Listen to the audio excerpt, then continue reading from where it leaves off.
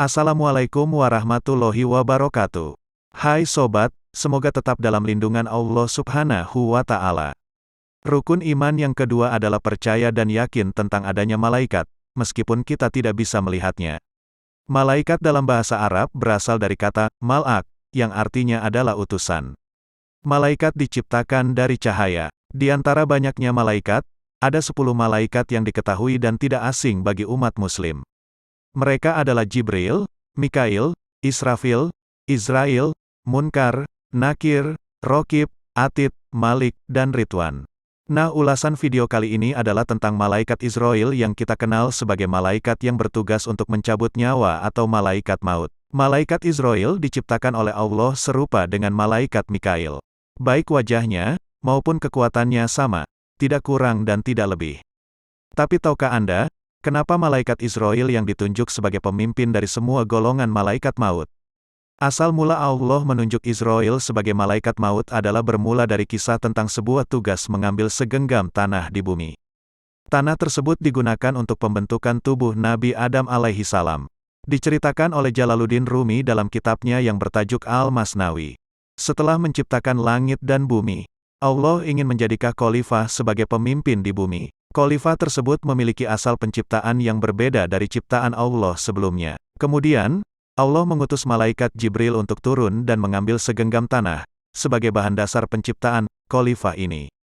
Malaikat Jibril segera bergegas menjalankan perintah Allah dengan cara turun langsung ke bumi. Setelah sampai di bumi dan mengutarakan maksud kedatangannya ke bumi, malaikat Jibril mendapatkan protes dari bumi. Bumi protes karena khawatir terhadap manusia yang hendak diciptakan nantinya akan mendurhakai Allah dan membuat kerusakan di muka bumi. Bumi memuji Jibril sebagai malaikat yang utama di hari akhir di antara malaikat-malaikat lainnya. Bumi juga menganjurkan Allah memerintahkan Israfil dengan tugas yang sama seperti malaikat Jibril dan Mikail. Untuk kesekian kalinya, bumi berhasil membujuk malaikat Israfil untuk mengurungkan niatnya. Perintah yang terakhir diberikan oleh Allah kepada malaikat Israil. Dengan watak yang paling keras di antara malaikat-malaikat yang lainnya, Israil dengan tegas mampu mengacuhkan rengekan bumi dan berhasil membawa segenggam tanah ke hadapan Allah Subhanahu wa Ta'ala. Dengan ketegasan inilah, maka Allah memilih Israil sebagai malaikat pencabut nyawa. Karena malaikat kematian tidak boleh berbelas kasih terhadap makhluk yang hendak dicabut ruhnya. Israil memiliki 4 wajah, 1 di muka, 1 di kepala, 1 di punggung, dan 1 lagi di telapak kakinya. Dari kepala hingga telapak kakinya memiliki bulu safaran atau safron, di setiap bulu ada 1 juta muka.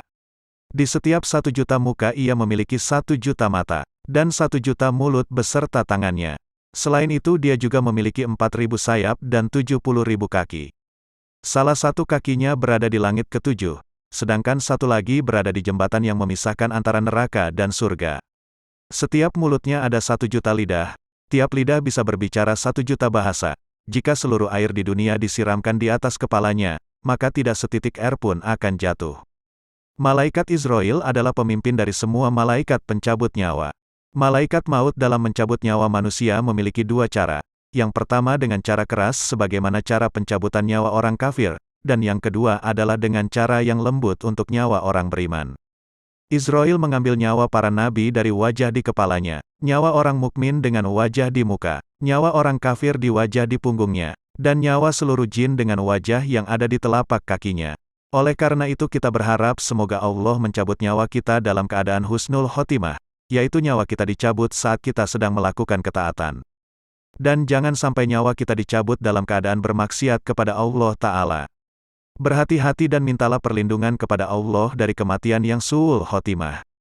Wallahu alam bisawab.